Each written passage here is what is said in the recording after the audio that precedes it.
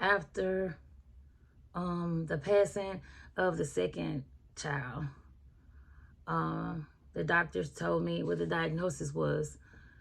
They said that I had an incompetent cervix. And they gave verbiage to how I felt about my life. I honestly felt like I was incompetent. I didn't have the ability to. It was so far in the pregnancy, I got to 6 months both times.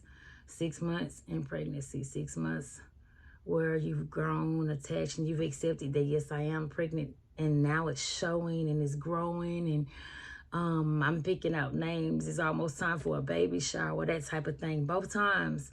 And prematurely, the thing that I was supposed to birth, that I was looking forward to, died. And I just don't think at the time that I understood how significant just hearing the words were, because after the first pregnancy, they never told me. I never learned why the pregnancy wasn't fulfilled, why I didn't birth my son. After the second pregnancy, after the second death, I finally got a diagnosis. I finally got words to what was happening inside of me. And the diagnosis was, you have an incompetent cervix. Now, I'm a woman, so this is the thing that is supposed to work inside of me. My cervix is supposed to work. I'm a woman. This is what makes me a woman. The fact that I have a womb and I can carry, I can receive and I can carry. But it was a shot against my whole identity. So not only feel like I can't make babies, I felt like I can't, period. Like, I can't. I can't as a woman.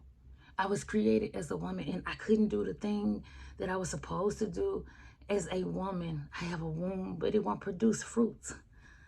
And I got stuck in a loop for a long time.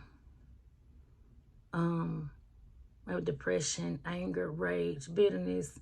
And I just was in a state where I was just not okay.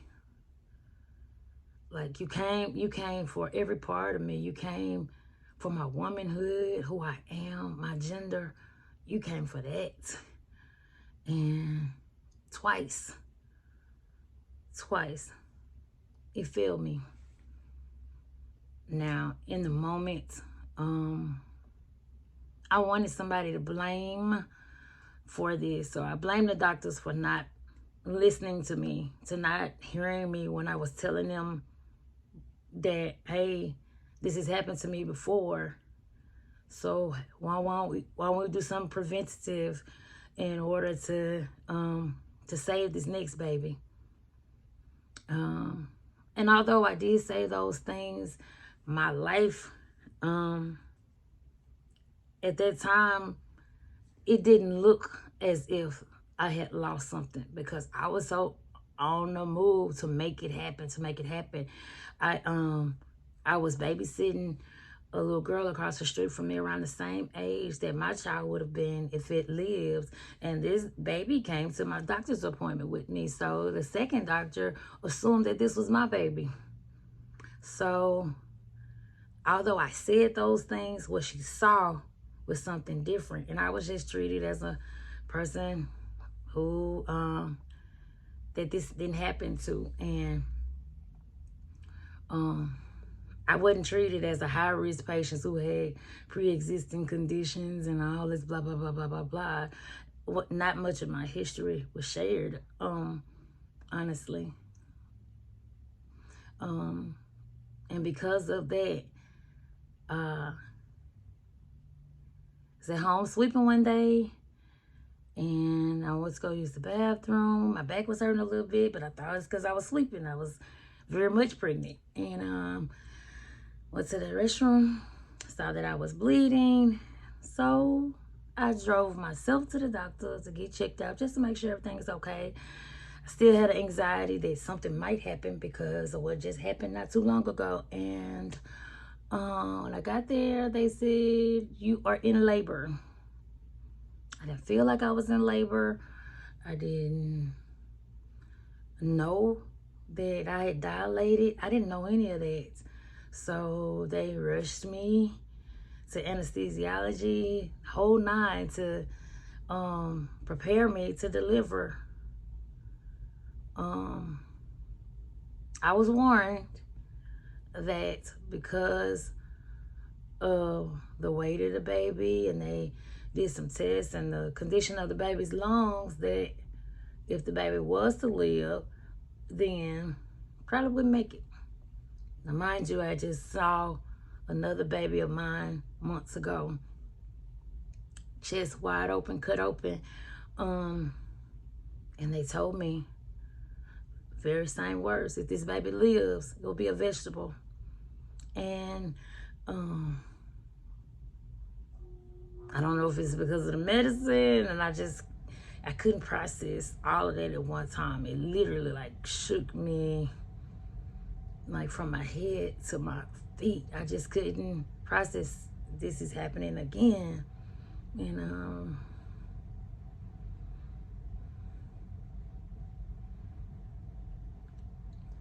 it was just so much happening. And I guess I just settled in my mind that I can't.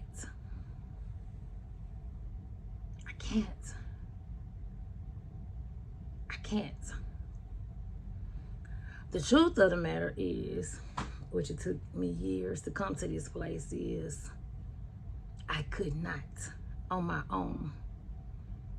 But with God, I can.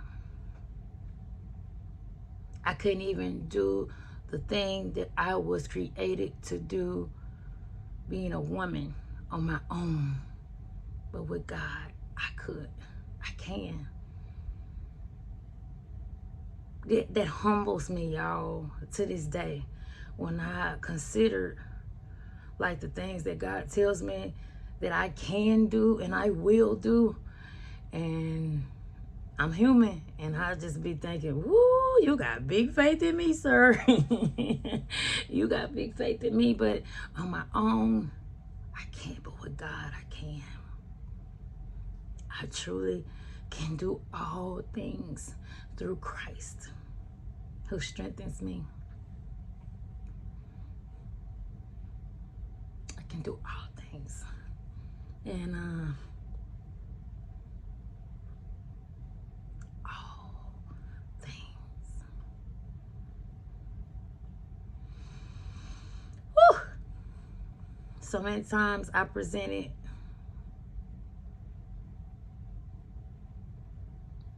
my substitute before the Lord, and I say, hey, Lord, you taking too long. I'm gonna make something shake. I'm gonna make it work. And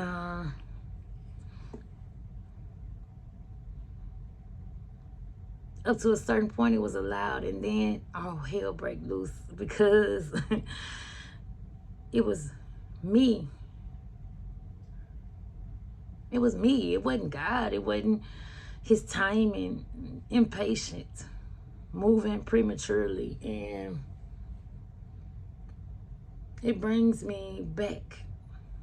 That's a landmark, like in my memory, in my mind, like, no, Sharina, when I'm getting ready to make hard decisions and stuff like that, and I'm in a low place, and I just want something to happen because I'm trying to escape or disassociate from what's really going on, and I just want to make it happen. Like, that's what brings me back. Those moments that, like, when I realized that, yes, you're alive, you're breathing, you may know, you may have the ability, you may have all the equipment, but without him, I can't. So I'm grateful for all the mistakes and all the times that I did try, because he brought me right back to the answer. And the answer was Jesus.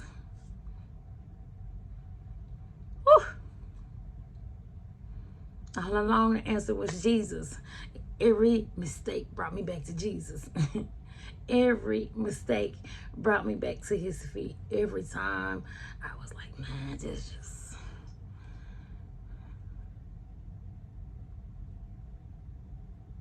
It always brought me back to him. And I'm so grateful. I'm so grateful. So, thank you, Lord. Thank you, Lord.